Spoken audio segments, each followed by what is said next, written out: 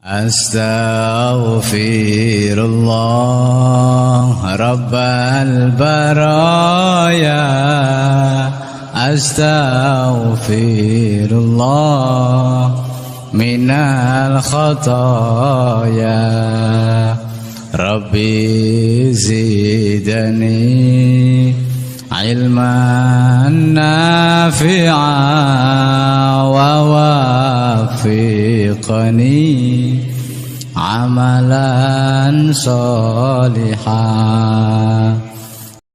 Masih banyak misteri yang menjadi pertanyaan masyarakat hingga saat ini. Satu pemandangan yang kurang elok, Gus. Anda keluar memakai celana pendek dan kaos oblong. Orang dingin hatinya, nggak jadi marah. Saya di dunia ini yang pantas pemimpin Indonesia ya, yang pantas jadi musuh saya cuma satu, Mas. Siapa itu? Pak Harto. Saya diperintah oleh 5 orang sesepuh saya. Itu saja, kalau mereka memerintahkan apa saja masuk api, masuk api. Tanpa perlu berpikir? Tanpa perlu berpikir. 5 orang itu, saya nggak sebut namanya. Karena departemen itu yang mestinya mengayomi rakyat, ternyata korupsinya gede-gedean. Kalau membunuh tikus kan tidak perlu membakar lumbungnya. Oh memang. Kenapa Anda bakar lumbungnya? Bukan. Karena tikusnya sudah menguasai lumbung. Ya, anggap itu soal politik lah. Pak Harto juga bukan soal pribadi kok, itu soal politik. Politik mengharuskan itu. Tapi saya tahu juga kebiasaan Raja Jawa. Pak Harto kan anggap dirinya Raja Jawa. Apa yang dilakukan tangan kanan, tangan kiri nggak boleh tahu. Saya pengen ngomong dengan Gus Dur panjang-panjang, tapi nggak bisa. Itu tuh. Coba. Kenapa nggak bisa? Ya karena dia pelupa itu. Pak Harto itu orang pinter loh. Jasanya bagi bangsa ini besar sekali, walaupun dosanya juga besar. Siapa tokoh yang Anda anggap pantas untuk memimpin bangsa ini ke depan? Lebih dulu tanyalah, apa yang harus diperbuat bangsa kita. Bangsa kita ini paling kaya di dunia, kok jadi paling melarat sekarang?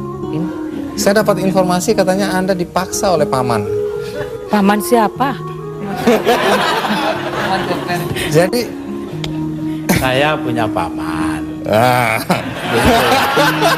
Nanti dulu. Ibu Sinta, apa sifat-sifat Gus Dur yang paling menyenangkan buat Anda? Gus Dur, ada satu misteri yang Anda harus ungkapkan pada kesempatan ini. Yaitu katanya kalau Gus Dur tidur, kita ngobrol, kita diskusi, Gus Dur bangun langsung nyambung. Apa betul itu, Gus? Saya dengarkan apa kata terakhir yang saya ingat ya. Nah tentu mereka belum bicara jauh, dari situ-situ aja Mas. Jadi karena itu saya, wah disangkanya saya denger lah.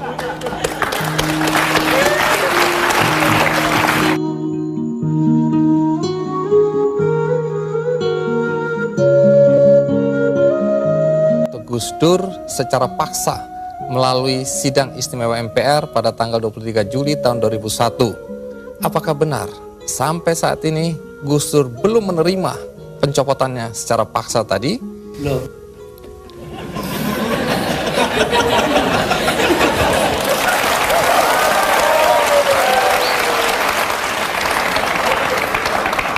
Jadi Gus Dur, tadi itu ringkasan dari peristiwa detik-detik terakhir Anda mengundurkan diri atau mundur atau dimundurkan.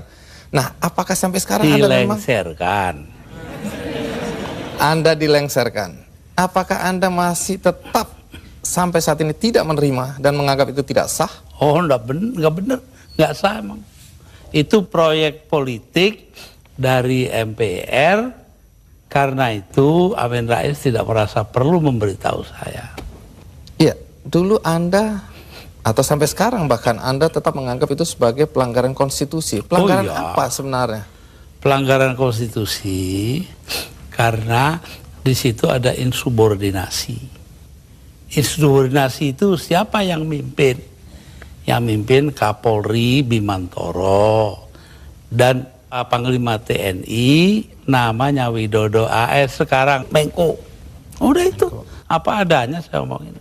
Tapi begini Gus, setelah Anda merasa itu tidak sah, tapi toh kenyataannya Gus Dur digantikan oleh Megawati, kemudian sekarang kita punya presiden namanya SBY, semua berjalan normal saja. Lalu apa negatifnya bagi bangsa dengan pencopotan Anda tadi? Bukan soal bangsa, ini soal hukum. Saya dilengsarkan secara politis. Secara hukum belum pernah dibuktikan saya bersalah. Yang bersalah bahkan pansusnya DPR yang dipimpin oleh sekarang Menteri Sosial Bakhtiar Hamzah. Yaitu menurut undang-undang pansus-pansus itu harus tutup pintu supaya nggak didengar orang dari luar.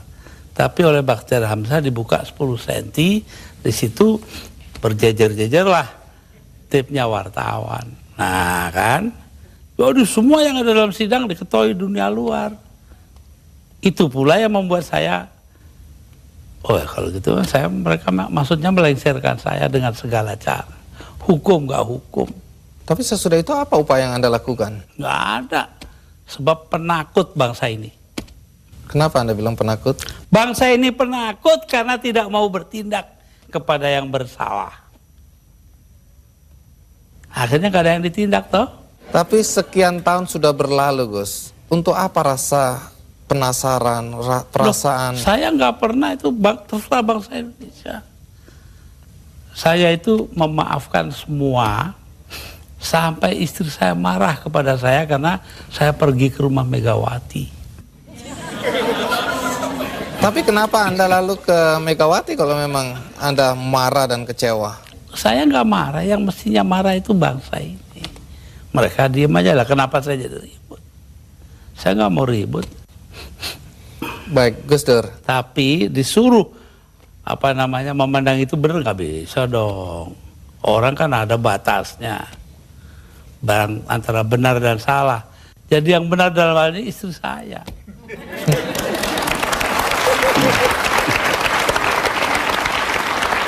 Tapi kenapa Gus Dur nggak mau nurut Tanya sama dia, istri? jangan tanya saya dah.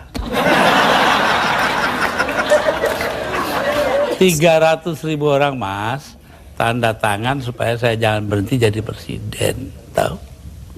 Tapi saya bilang, daripada bangsa ini pecah dalam pertempuran, darah mengalir karena saya, mendingan saya lengser aja deh. Nah itu. Tapi omongan ini kan dibilang omongan ngawur, Gus. Karena faktanya ketika Anda bilang nanti jutaan orang akan datang masuk Jakarta, orang-orang dari Jawa Timur. Begitu ditunggu-tunggu nggak datang. Saya yang nahan kok.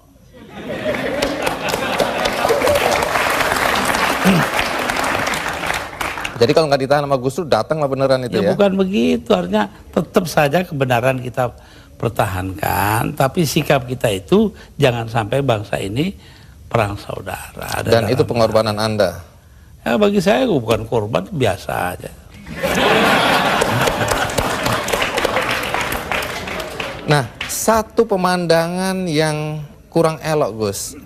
Anda keluar memakai celana pendek dan kaos oblong. Banyak orang bilang itu tidak pantas sebagai presiden Anda tampil seperti itu.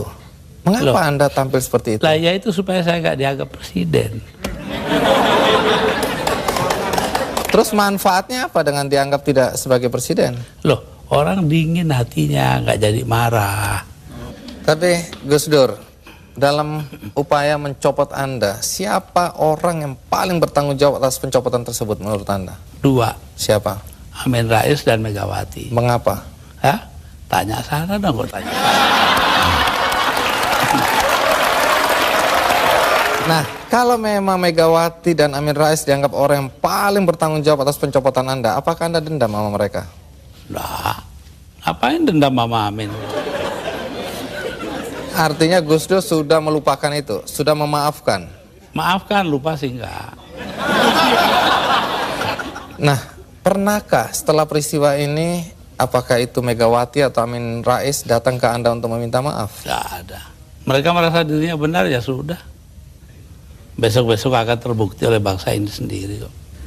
Pernyataan ini agak bertentangan dengan kenyataan bahwa kelihatannya Gus Dur sama Pak Amin Rais sama Ibu Megawati akur-akur aja, rukun-rukun aja. Saya di dunia ini yang pantas pemimpin Indonesia ya, yang pantas jadi musuh saya cuma satu, Mas. Siapa itu? Pak Harto.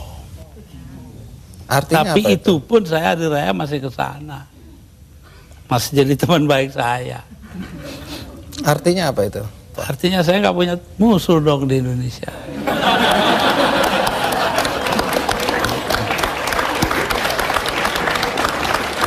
Ada satu hal, kita banyak mendengar bahwa teman-teman dekat Anda dulu menyesalkan kenapa Anda jadi presiden. Anda sebenarnya lebih layak menjadi guru bangsa, nggak usah ikut campur dalam perpolitikan yang nggak jelas itu. Saya diperintah oleh 5 orang sesepuh saya. Itu saja, kalau mereka memerintahkan apa saja masuk api. Tanpa perlu berpikir. Tanpa perlu berpikir. Kenapa begitu? Loh, Selain sesepuh saya itu ini kan, orang pesantren disuruh nurut orang tua. itu nggak bisa ditawar itu Gus. Nggak bisa ditawar. 5 orang itu, saya nggak sebut namanya.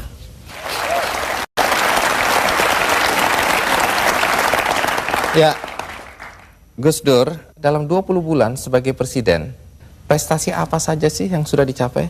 Saya itu menjadi presiden di saat Indonesia menghadapi bahaya akan terurai. Kelompok-kelompok separatis ada di mana-mana. Jadi saya berangkat keliling-keliling dunia itu 80 kali dalam 20 bulan. Jadi 4 kali 1 bulan. Itu tugas saya cuma satu. Apa? Yaitu membuat supaya integritas wilayah Indonesia ini tetap. Itu aja, nggak ada pikiran lain toh saya. Tapi ada yang menuduh. Dan ternyata berhasil toh. Kita tetap satu negara hari ini. Jadi Gus Dur merasa itu karena jasa Gus Dur? Bukan, artinya tugas saya begitu. Perkara saya berjasa itu adalah soal kedua. Tapi ada yang menuduh bahwa Gus Dur ini sebenarnya menggunakan aji mumpung. Mumpung jadi presiden, dibayarin negara, keliling jalan-jalan. Allah nanti sejarah akan membuktikan. Tapi Gus Dur, perjalanan Anda itu menelan biaya sampai 52,7 miliar. Ya, tapi eksistensi Indonesia sebagai satu negara harganya jauh lebih tinggi. Jadi nggak bisa dipersoalkan itu biaya. Nggak bisa dipersoalkan. Loh, kalau enggak kan udah dipakai oleh orang-orang brengsek itu.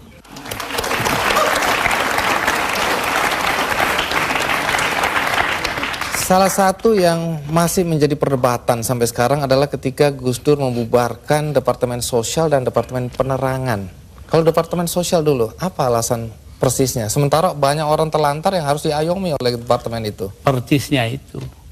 Karena departemen itu yang mestinya mengayomi rakyat, ternyata korupsinya gede-gedean. Sampai hari ini. Kalau membunuh tikus kan tidak perlu membakar lumbungnya. Oh memang. Kenapa Anda bakar lumbungnya? Bukan. Karena tikusnya sudah menguasai lumbung.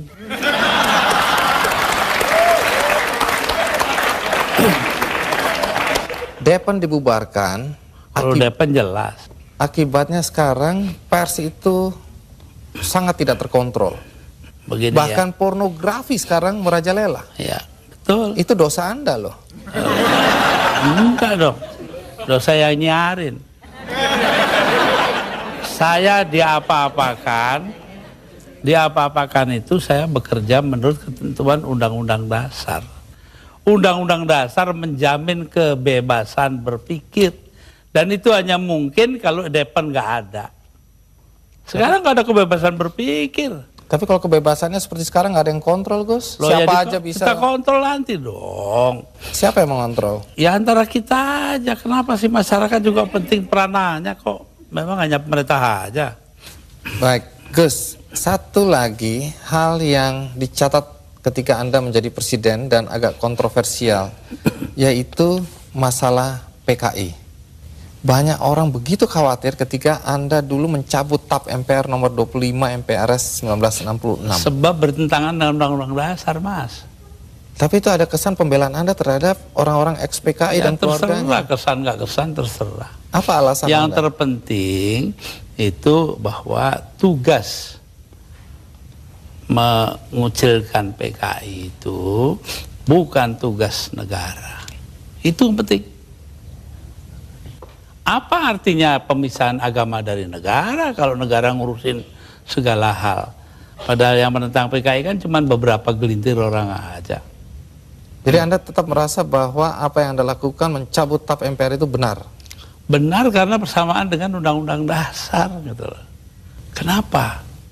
Karena memang Undang-Undang Dasarnya begitu, mau diapain? Begitu itu bagaimana? Ya melindungi semua. Ya itu hasil daripada 7 abad lamanya kita berpancasila tanpa nama, yaitu yang dinamakan Bhinneka Tunggal Ika. Berbeda-beda tapi satu tujuan. Nah ini yang penting kita ngelihatnya dari situ. Kalau belakangan ini ada kekhawatiran PKI akan bangkit? Kenapa takut? PKI aja ditakuti.